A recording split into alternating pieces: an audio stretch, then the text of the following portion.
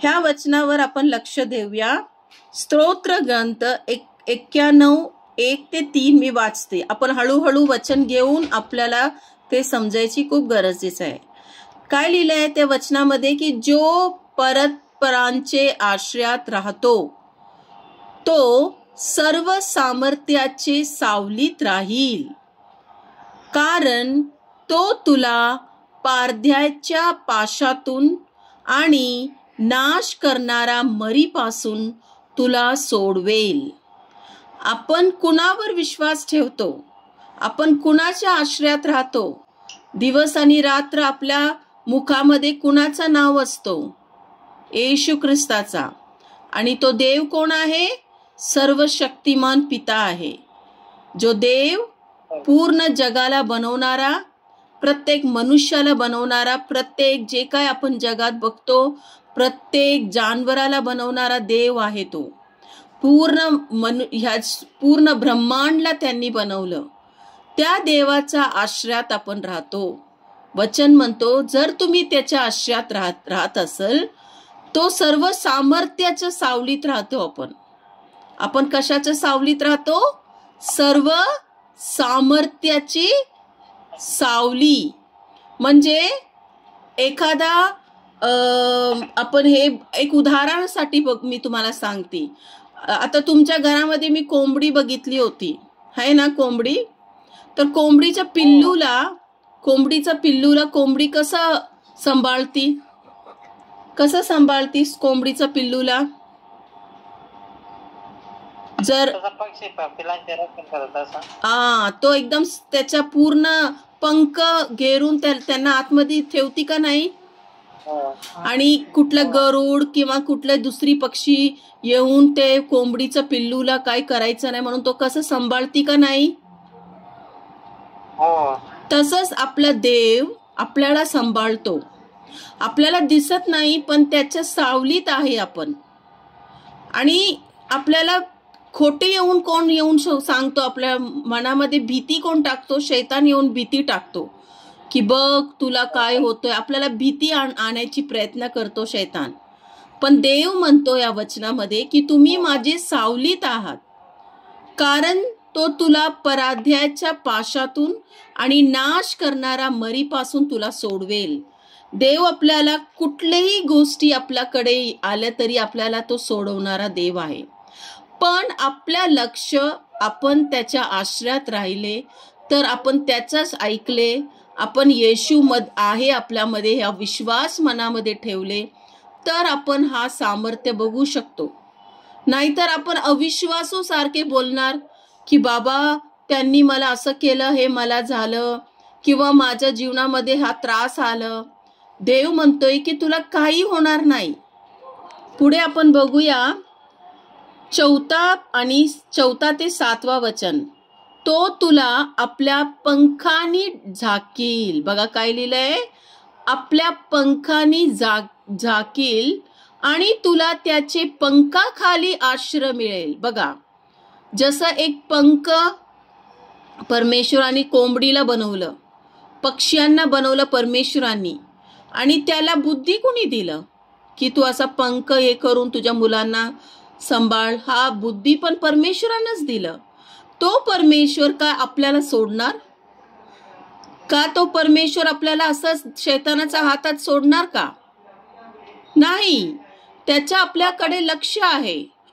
तो आपला पंखाखाली आश्रय मिळेल. त्याची सत्य ढाल व कवच आहे. रात्रीच्या दहशतीची भय जर आपण रात्री झोपताना भीती जरी शैतान टाकत असेल, ते भय किंवा दिवसाच्या उडणाऱ्या बाणाला किंवा अंधारात फिरणारा मरीला किंवा भर दुपारी नाश करणारा पटकीला तो भिणार नाहीस. आपण देवाचे आश्रयात राहणारे लोक आपल्याला कुठल्याही गोष्टीची भीती नाही पाहिजे, कारण त्यांनी आपल्याला पंखाखाली आपण त्याचे आश्रय आहे. आपण त्याचे पंखाखाली आहोत. आपण देवाची मुले आहोत. आपल्याला कुठल्याही गोष्टीची भय नाही पाहिजे. पुढे लिहिलं आहे तुझ्या एका बाजूला 1000 पडेल आणि तुमच्या उजव्या हातात 10,000 पडेल, पण तरी ती तुझ्या जवळ येणार नाही. आता तुम्हाला माहित असेल की कोविड म्हणून एक भयानक रोग आला होता की नाही? तेव्हा किती लोक भयानी भीतीनी मरले की नाही? कारण त्यांच्या आतमध्ये भीती आलं आणि भय आला. पण देवाचे जे मुले असतात त्यांना कुठल्याही गोष्टीची त्यांना त्रास होणार नाही, कारण देव म्हणतो की तुझा या बाजूला 1000 मरून पडतील, तुझ्या उजव्या हातात पण 10,000 मरून पडतील, पण तुझा जवळ येणार नाही. जे देवाचे मुले आहोत आपण, येशूने आपल्याला निवडले म्हणजे आपल्याला कशाचीही भीती ठेवायचं नाही. आपण म्हणायचं देव माझा बरोबर आहे तर माझा विरोध कोण? येशू माझा बरोबर आहे, मी सर्वशक्तिमान पित्याची मुली आणि मुलगा आहे, माझ्या जीवनामध्ये कसलीही गोष्टीची काही मला होणार नाही. आपण पुढे घेऊया 8 आणि 10. तू मात्र निरीक्षण करशील आणि दुष्टांना झालेली शिक्षा पाहशील. देव म्हणतो तुझे जे दुष्ट लोक असतात, जे दुष्टांनी लोक तुला त्रास देतात, त्यांची तू शिक्षा पाहशील, कारण परमेश्वर माझा आश्रय आहे असे म्हणून तू परस्पराला सुद्धा आपले आश्रयस्थान केले आहेस. आपण त्याच्या आश्रयामध्ये राहणारे लोक आहात. आपण काय म्हणायचे की जरी माझे जे लोक आहे जे मला त्रास देतात, जे दुष्ट लोक माझ्या विरुद्ध आहे, जे दुष्ट लोक माझे विरुद्ध येतात, मला कशाचीही भीती नाही. परमेश्वर पित्याचा आश्रयस्थानमध्ये मी आहे. तुमच्यावर वाईट मात करणार नाही, तुमच्या घराजवळ कोणतीही पीडा येणार नाही. प्रभूचं वचन काय म्हणतो की तुमच्या वाईट कुणीच करणार नाही. जरी केले तर त्यांनाच शिक्षा मिळेल. जरी ते तुमच्यावर काही करायला जाईल, त्यांना शिक्षा परमेश्वर देईल आणि तुमच्या घराजवळही कोणतीही पीडा येणार नाही. देव म्हणतो की तुमचं घर देवदूत सगळे बघतोय, देवदूत थांबलंय तुमच्या घराचा पूर्ण घरामध्ये, म्हणजे तुम्ही भीती नाही घ्यायचं. देव म्हणतो की मी कोणतीही पीडा येणार नाही. पुढे आपण जाऊया 11 ते 13. कारण तुझ्या सर्व मार्गात तुझे रक्षण करण्याची तुझ्याविषयी तो आपल्या देवदूतांना आज्ञा देईल. कोणाला आज्ञा देतो देव बाप्पा आपल्या मुलांना सांभाळण्यासाठी? देवदूतांना. देवदूत आपल्यामध्ये आहे, तुम्हाला दिसत नाही, पण देवदूत प्रत्येकांच्या जवळ आहे. प्रत्येक लोकांना देवाने देवदूत दिला आहे आणि प्रभू म्हणतो की तुझ्या सर्व मार्गात तुझे रक्षण करेल.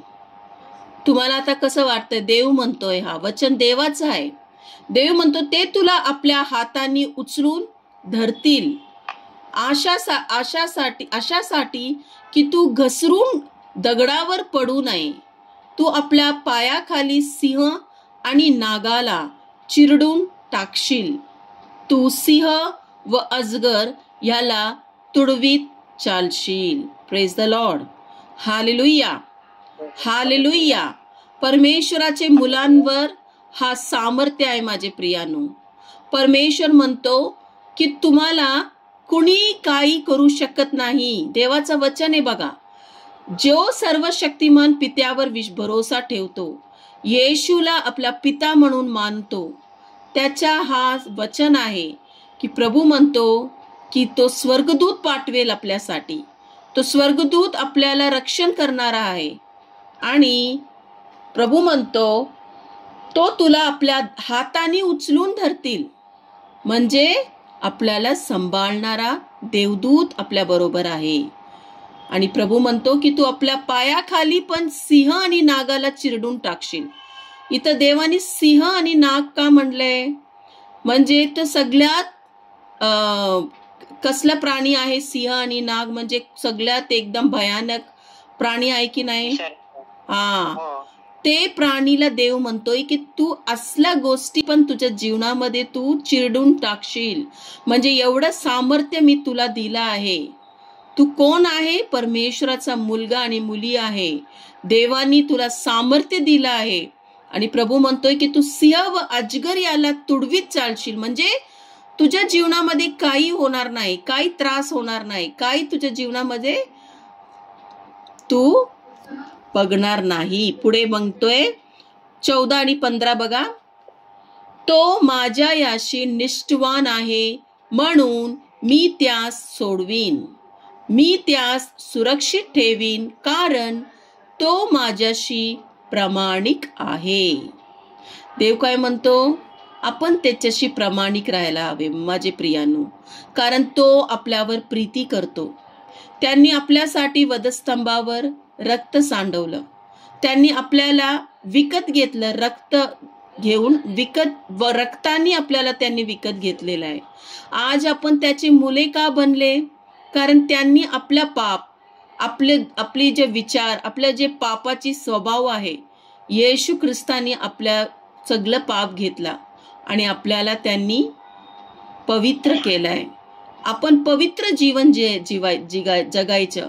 परमेश्वरासाठी काही असं गोष्टी आपल्या तोंडातून निघायला नाही पाहिजे, वाईट गोष्टी. आपण काही पण बघत असेल तर चांगल्या गोष्टी बघायचं. काही पण ऐकायचं असेल तर देवाचं वचनच ऐकायचं. कारण आपण या जगामध्ये राहतो ना, सगळं वाईट गोष्टीच आहे. प्रत्येक ठिकाणी वाईटच गोष्टी आहे. लोक आज काय काय करतात. लोक आज स्वतःला शैतानाच्या हातात देऊन टाकले. पण देव म्हणतो की जो माझ्याशी प्रामाणिक आहे त्याच्याबरोबर मी त्याला कधी सोडणार नाही आणि मी त्यास सुरक्षित ठेवीन कारण तो माझ्याशी प्रामाणिक आहे. काय आपण प्रामाणिक आहोत देवाबरोबर? तो जिवंत देव, पवित्र देव. काय आपण असलं कुठल्या गोष्टी बघतो का जे आपल्या जीवनाचं वाईट करतो आपल्याला? काय असलं गाणडी काही पिक्चर बघतो का आपण? काय असं मित्र मैत्रीण आहे का आपलं की जे मित्र मैत्रीण आपल्याला काही पण शिकवतात, आपण त्यांचे ऐकतो का? असं आपल्या जीवनाचं आपण बघायचं की शैतान आपल्याला वाईट मार्गामध्ये घेऊन जाऊ नये. आपल्या मनामध्ये असलं काही गोष्टी चाललंय का? आपण देवासाठी मुले आहोत आणि आपण देवासाठी या जगात राहायचं. देव प्रकाश आहे, आपण सुद्धा प्रकाशमध्ये राहायचं. कारण हे पूर्ण जग अंधारात आहे. आज पूर्ण जग काय करतो? पितो, काय पण करतो, है ना? खून खराबा करतो, एकमेकांना मारून पण टाकतो. काय त्यांना मनामध्ये काही वाटत नाही, कारण ते देवाचं नाही, ते शैतानाचं ऐकतात.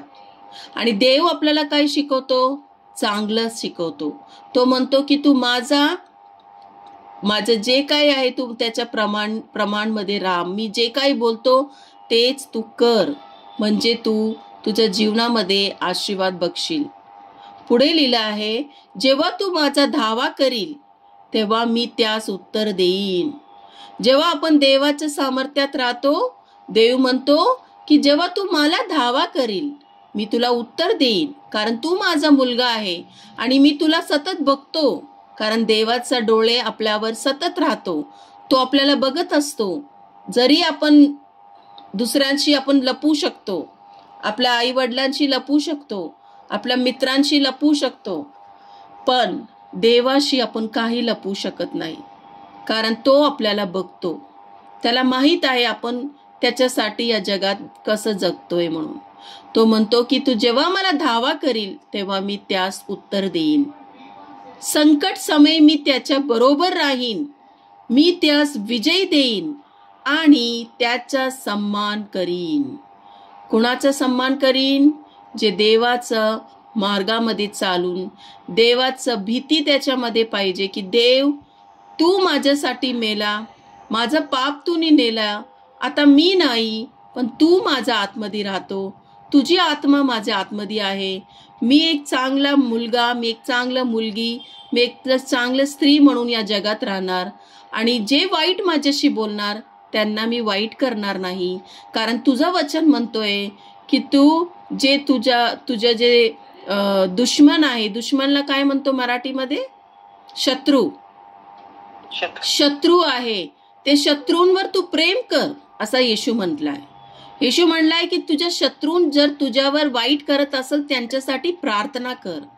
आणि देव म्हणतोय की जसं तू माझ्या बोलण्याप्रमाणे तू राहणार तर मी तुझ्या संकट समय पण तुझ्या बरोबर राहीन. मी त्यास विजय देईन आणि त्याचा सन्मानही करीन.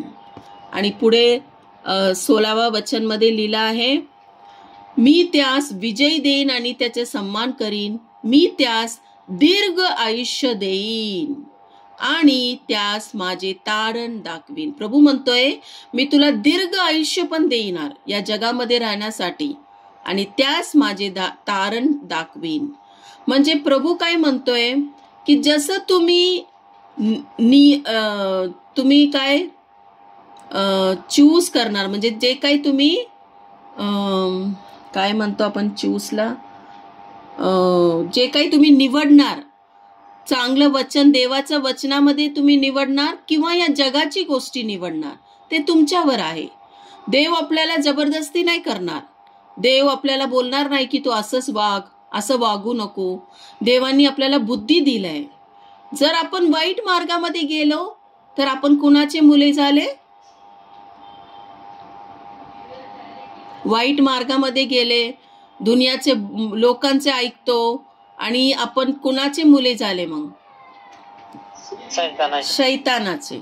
जर आपण देवाचं वचन ऐकणार, देव जे म्हणतो तेच आपण करणार, तर आपण कुणाचे मुले झालो?